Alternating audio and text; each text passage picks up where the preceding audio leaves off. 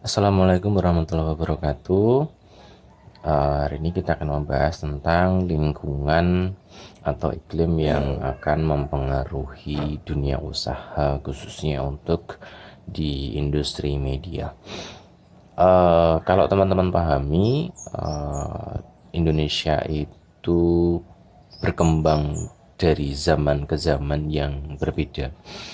Di tahun 98 dulu kita ada krisis ekonomi, krisis moneter, dan mengakibatkan kondisi ekonomi yang sangat terpuruk begitu ya. Nah, pengaruh-pengaruh yang seperti itulah yang akan kita bahas hari ini. Kita akan membedakan lingkungan yang mempengaruhi dunia usaha menjadi dua komponen. Yang pertama adalah lingkungan pasar, yang kedua adalah lingkungan bukan pasar.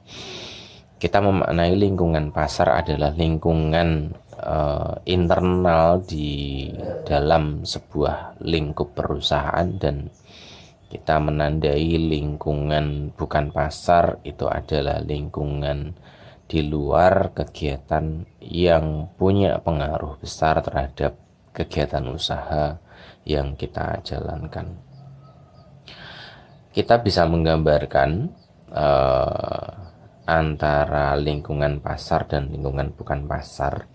Kalau lingkungan pasar itu terdiri dari pelanggan, pekerja, kompetitor, dan supplier, serta pemodal itu sendiri. Di dalam lingkungan pasar ini itu internal perusahaan sebetulnya. Jadi pelanggan siapa saja yang baik secara kontinu menjadi pembeli kita ataupun hanya sewaktu saja menjadi pembeli kita, itu dikatakan sebagai pelanggan. Manakala pelanggan kita ini rontok, pelanggan kita ini habis gitu ya. Semisal kita punya industri majalah gitu ya. Misalkan dari 3.000 pelanggan tiba-tiba berkurang 1.000, pasti kita sebagai perusahaan tentu akan melakukan tindakan-tindakan supaya pelanggan kita ini tidak rontok begitu.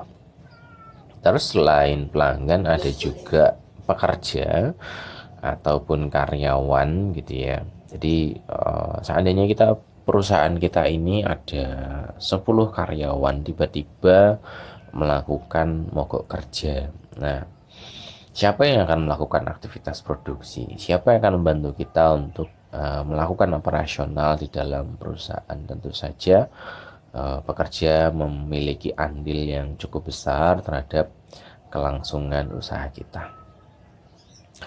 Terus ada kompetitor. Kompetitor ini siapa gitu? Di zaman dahulu yang namanya kompetitor ini adalah perusahaan yang satu jenis usaha dengan usaha kita. Misalkan retail dengan retail gitu ya. Misalkan ada sebut saja Indomaret dan Alfamart, ada Alfamidi, dan lain-lain gitu. Tetapi di era sekarang ini yang namanya kompetitor bukan hanya perusahaan yang melakukan kegiatan sejenis, ternyata juga ada perusahaan lain yang core bisnisnya bukan core bisnis yang sama, misalkan tadi retail, tetapi menjadi pesaing kita. Misalkan begini, kita punya usaha jualan pulsa gitu ya. Nah, ternyata provider sendiri pun dia juga ngecer pulsanya gitu ya. Bank itu juga jualan pulsa juga lewat aplikasi-aplikasi. Nah, ini kategori non-core bisnis, tapi dia menjadi kompetitor kita. Semisal juga begini, perusahaan kita perusahaan periklanan, kita penyedia billboard, kita penyedia baliho, kita penyedia ruang-ruang iklan. Ternyata provider juga melakukan hal yang sama, dia juga jualan iklan. Dari pelanggan Telkomsel yang ada di database mereka, secara otomatis kalau kita pesan lewat provider, tentu saja provider akan mengirimkan SMS ke semua pelanggan yang berlangganan di koneksi dia gitu ya. Semisal kita ada kampanye mari budayakan 3M gitu ya, pakai masker, menjaga jarak dan mencuci tangan, hanya lewat provider kita bisa, dan itu pelanggannya pasti gitu ya, dibanding beriklan di koran, beriklan di televisi, pelanggannya tidak pasti, pelanggannya juga apa namanya eh, tidak bisa terdeteksi gitu. Nah, terus ada lagi yang namanya supplier. Siapa sih supplier? Supplier itu adalah pemasok bahan baku untuk industri kita. Semisal kita membuat koran gitu ya, supplier kita siapa? Supplier kita ya pemasok kertas, supplier kita adalah pemasok tinta, supplier kita adalah pemasok apa namanya plat begitu ya. Seandainya supplier sendiri sudah tidak memungkinkan melakukan produksi gitu ya, kertas di Indonesia cuma ada satu untuk kertas koran, seandainya dia sudah tidak melakukan produksi lagi, bagaimana usaha kita bisa berjalan gitu ya? Bagaimana usaha kita bisa memproduksi koran seandainya bahan baku pun tidak ada? Bayangkan kalau semisal supplier kita hanya satu, dan dia tidak lagi melakukan proses produksi karena dia juga terimbas dengan apa namanya lingkungan pasarnya dia, dan lingkungan bukan pasarnya dia, ya otomatis akan berpengaruh pada industri kita. Nah itu tadi ada 4 komponen termasuk pemodal, kita sendiri atau pengusaha sendiri yang masuk dalam kategori lingkungan pasar. Nah, untuk kategori lingkungan bukan pasar, ini terdiri dari kestabilan ekonomi, kestabilan politik, kebijakan pemerintahan. Nah, kestabilan ekonomi ini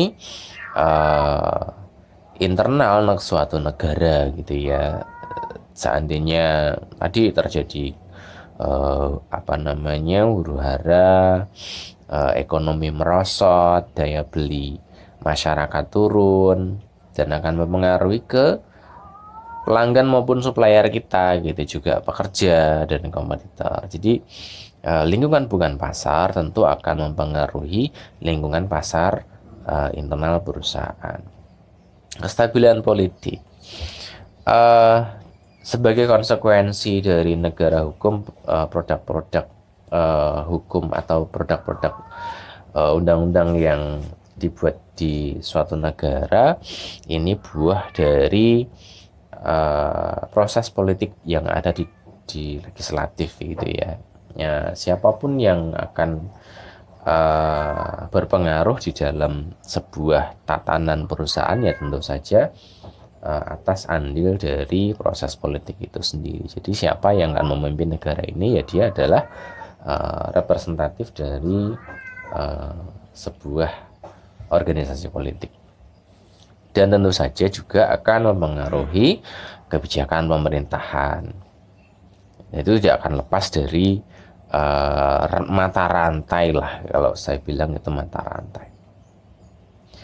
Nah apalagi implementasi dari undang-undang. Nah implementasi undang-undang ini juga ternyata menjadi faktor yang akan mengimbas gitu pada sebuah industri, apalagi industri media begitu ya.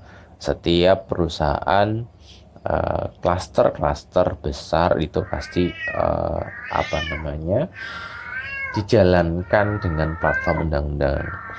Industri media kita mengenal di industri media kita mengenal undang-undang pers, kita mengenal undang-undang telematika, kita mengenal undang-undang pertelevisian, kita mengenal undang-undang informatika gitu ya.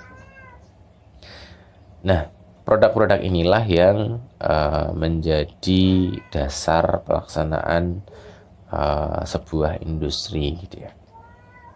Di samping juga ada pengaruh dari ekonomi global maupun sosial budaya yang berlaku di suatu negara.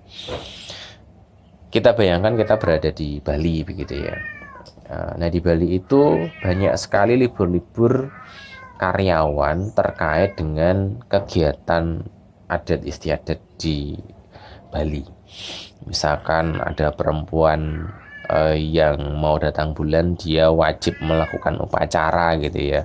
Jadi kalau secara Undang-Undang 13 dia diberi istirahat selama 1 hari, tetapi karena dia akan melaksanakan kegiatan upacara adat yang dia sebulan sekali, ya terpaksa harus diberikan izin 3 hari, karena di KUH pidana pun juga ada aturan bahwasanya tidak diperkenankan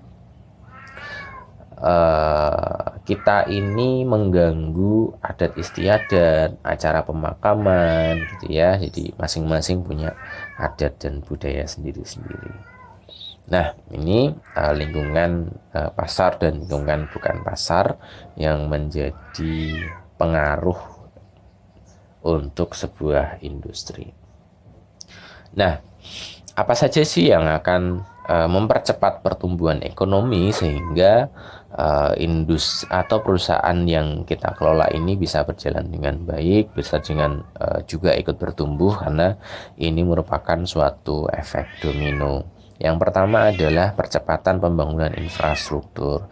Jadi semakin banyak infrastruktur yang dibangun, semakin konektivitas antar wilayah ini bisa dijaga dengan baik, tentu saja akan berpengaruh pada ekonomi melalui transportasi, perpindahan barang, perpindahan manusia, pengiriman barang, logistik dan lain-lain, tentu saja akan menumbuhkan ekonomi wilayah tertentu yang terkoneksi antara keduanya, sehingga perusahaan-perusahaan yang ada di suatu wilayah tertentu pun juga akan ikut berkembang. Terus yang kedua adalah industrialisasi asing. Tidak dipungkiri bahwasanya pabrik-pabrik industri besar ini masih dikuasai oleh asing. Jadi semakin banyak asing yang akan masuk, tentu saja dia akan menjadi faktor pendorong ekonomi lokal. Pengangguran akan teratasi, ekonomi mikro juga akan berdampak. Dengan dampak ekonomi mikro tentu saja akan mempengaruhi ekonomi menengah dan ekonomi besar, sehingga akhirnya di suatu negara perekonomiannya akan stabil dan perekonomiannya akan terjaga dengan baik. Terus yang terakhir adalah faktor dari peningkatan taraf pendidikan. Anak-anak zaman sekarang SD saja, misalkan kelas 6 SD ini sudah mempelajari mata pelajaran kelas 3 SMP. Semakin rumit, semakin tidak mudah begitu ya. Tidak hanya SD itu hanya baca tulis hitung, tapi ada bahasa Inggris, ada komponen fisikanya yang lebih kompleks, ada komponen matematika yang lebih advance lagi yang dipelajari di SD. Ya, kita memahami bahwasanya bangsa Indonesia ini sangat ketertinggalan dengan bangsa lain ya. Dengan kita meningkatkan taraf pendidikan, diharapkan kita bisa mengejar ketertinggalan kita dari ekonomi, dari teknologi, dari kemajuan infrastruktur bangsa lain. Kira-kira seperti itu pengantar dari saya, kurang lebihnya mohon maaf. Silahkan teman-teman berdiskusi di grup WhatsApp ini, dan teman-teman silahkan melakukan presensi di kolom komentar. Terima kasih. Assalamualaikum warahmatullahi wabarakatuh.